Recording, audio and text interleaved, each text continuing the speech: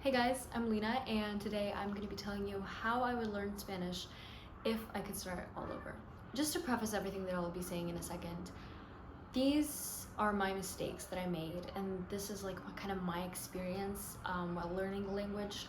And I'm just going to be telling you all the bumps that I've hit on the road to learning the language and how I would do it all over again if I could start again. So the first thing, and this is super important, choose a dialect.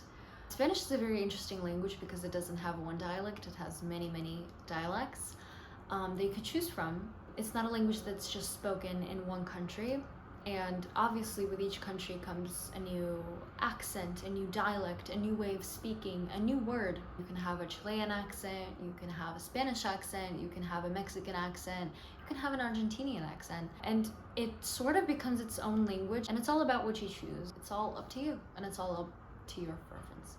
Also, as I've mentioned in my previous video, I'll link it up here, italki is a great app.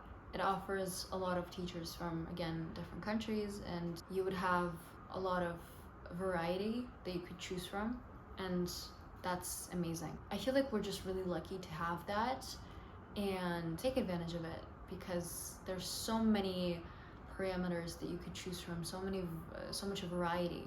So yeah, what I did was I had a teacher who was from Ecuador, and that kind of, in a sense, made me also speak like a person from Ecuador. And later on, when we stopped having classes and I started to focus on Spanish learning by myself after I've got the basic grammar down, and I was very confused for a while. So yeah, choose a dialect because it's gonna be with you for the rest of your life. The second one is, please get a dictionary. I did not get a dictionary, and I just learned every single word that I know right now on the way. So the issue with that was a big mistake that I made. I didn't have a dictionary.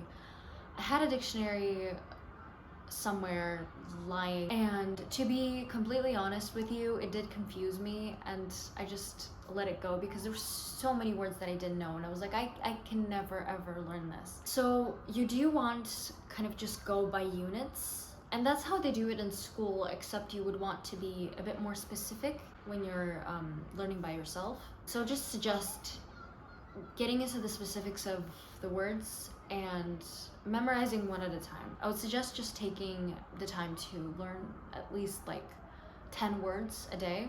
And you don't have to do it every day, but practice makes perfect. So that's what I would suggest. The third one is always keep talking, always keep speaking. I've seen this issue in a lot of people where they're too shy to talk in the language that they're learning because they think that they don't know enough words to form a sentence, or they're just really shy. I was really shy. I don't know why.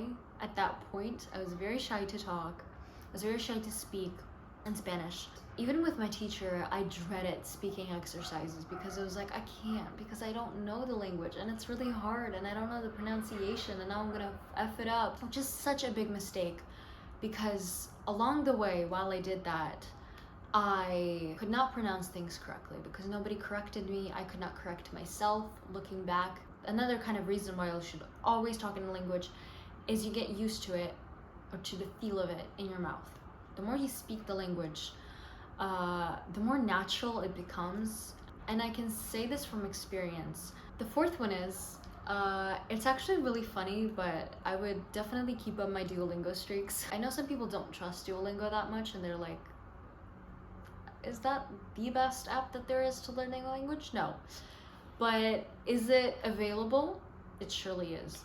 Definitely. The thing was, I just neglected my Duolingo. It's not the main thing that you should focus on. It's not something that's like gonna make you proficient in the language. But I do want to say that it's a good supporting character around the whole thing. I would definitely keep on my streak. It's not all about just doing your Duolingo every day, but it's about practicing the language every day, and that's important because it forces you to kind of.